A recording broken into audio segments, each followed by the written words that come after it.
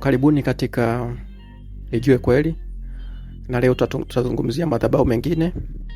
Tutaelezea alama ambazo zinaonyeshwa na wale na watumishi wa Mungu.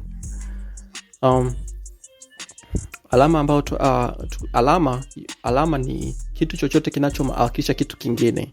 Kama jinsi unavyoona bendera ya taifa. Umeona, ukiangalia bendera ya taifa, ile ni alama. Mtu akiyoyote duniani akiona pale unajua kwamba ile inawakilisha Tanzania. Sasa kwenye ulimwengu wa roho pia, especially our Freemason, wanaongea kwa ishara au alama. So nitaanza na hii alama wanaita pentagram. Pentagram ni picha au figure au structure yoyote ambayo ina pointi 5. By the way, hiyo penta ni jina, ni neno la Kigiriki ambayo inamaanisha pointi 5. Umeona, kwa figure yoyote ambayo au picha yoyote ambayo ina zile pointi 5 wanaita pentagram. Sasa pentagram kwenye ulimwengu wa roho nitazielezea kama zipo. Kuna pentagram ambapo inaonyesha kwamba zile pointi 2 zinakuwa juu, na hiyo alama wanaita inverted pentagram au alama, au wanaita the footprint of Satan, kwa maana ya ni unyayo wa shetani. Umeona? Alafu alama moja ikiwa inaangalia juu wanaita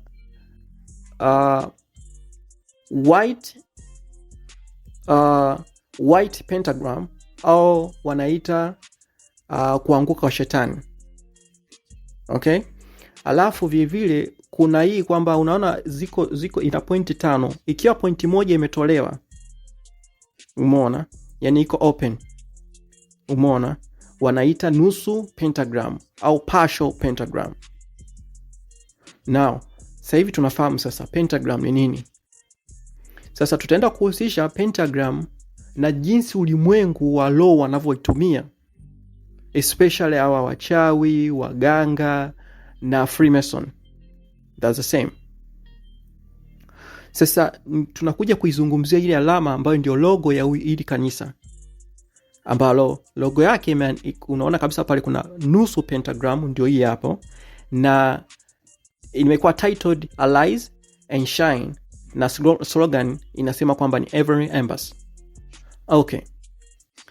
Kwenye ulimwengu wa roho au hizi alama za hawa kwa Freemason, au alama yoyote, sio necessarily Freemason, alama wote ambao ni waganga, wachawi, walevo, wanaitumia hii symbol. So inamaanisha kwamba ni kumruhusu, sawa, shetani kuingia. Hiyo ndio ndivyo wanavyoitumia. Umeona? Hapa nitaendelea kuzungumzia the way. Sasa hivi tunafahamu nini pentagram ni nini, na kama nilivyoongea kuna hiyo anaita inverted pentagram, na ile wanaita white pentagram ambayo inamaanisha a single point inakuwa juu. Sasa hii inverted pentagram au wanaita sometimes wanaita the head God of Mendes, au ndio ile siku hizi unasikia watu wanasema kwamba he is a god. Mtu anayefanya vizuri kwenye industry yake, kwa mfano ni kwenye football au basketball, utasikia mtu is a god. Umeona? Hizo kauli kama hizo zinatoka kuzimu. Umeona? Japokuwa anakuja kutudanganya kwamba he's the greatest of all time. No, wanamaanisha god kabisa, ile ambayo ndio shetani mwenyewe. Umeona? So nitaelezea hapa jinsi wanavyoitumia sasa.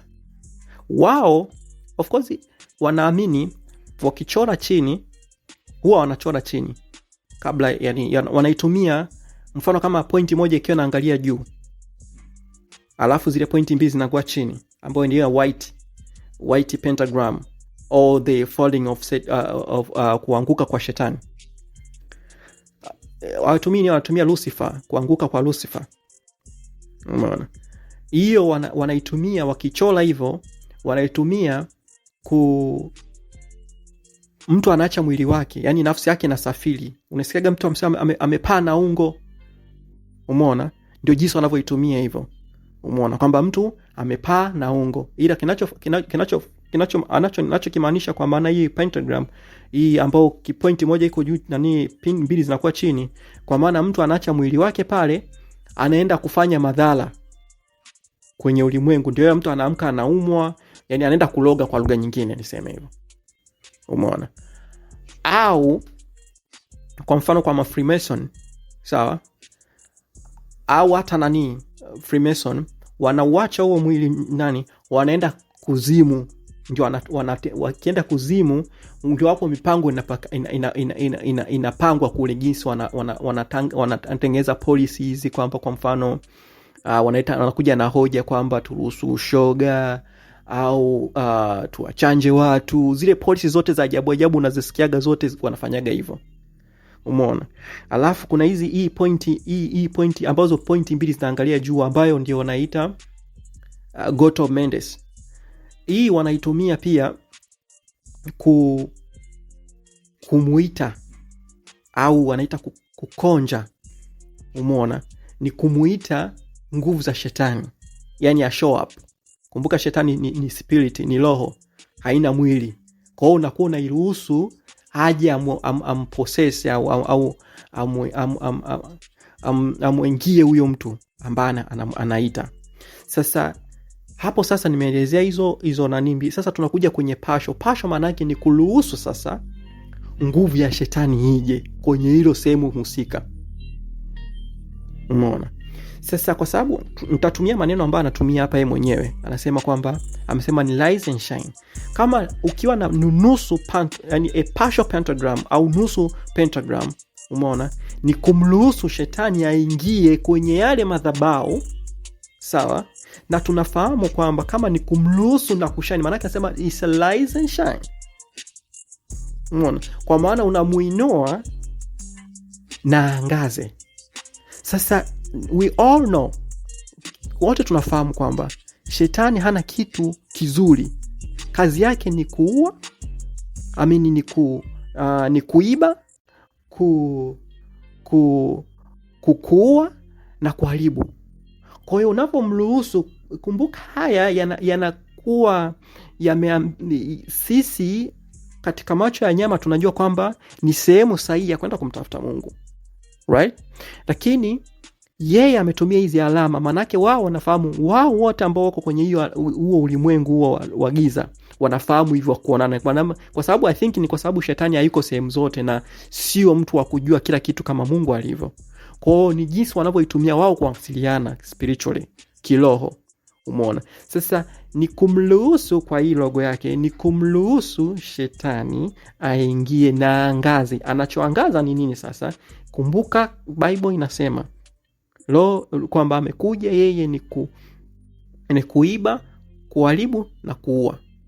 Kwa hiyo anakuja kukuua, kuharibu nini? Anaharibu ndoa za watu, anaharibu vipato vya watu, anaharibu masomo ya watu, kazi za watu asipate kazi, kwa sababu hana kizuri ambacho kitamfaa mwanadamu. Umeona? So yeah. So kama jinsi tulivyoelezea hilo alama, sasa tutakuja kama jinsi Bible inavyotuambia tutamjua nabii kwa matunda yake. Sasa ukiingia kwenye madhabahu kama haya hapa, umeona? Angalia posti zao tu wenyewe zinajieleza hapo, mtu wote mwenye macho, umeona?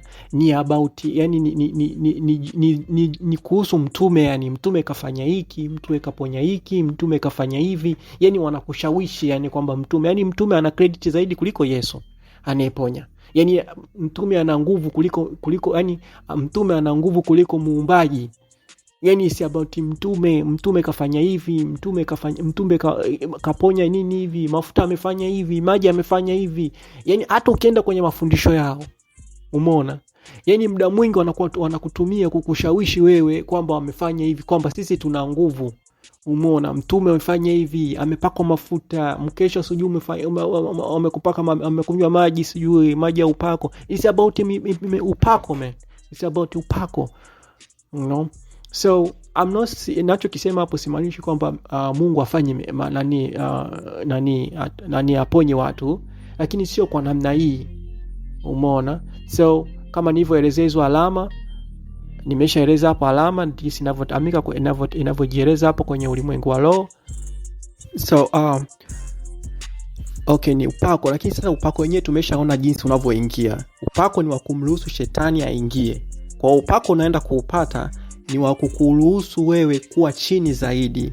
Umeona upako, kwa sababu kama mtu logo yao inasema kwamba ni ya kumruhusu shetani aingie, na shetani hana upako mwingine zaidi ya kuharibu, kuua na kuiba.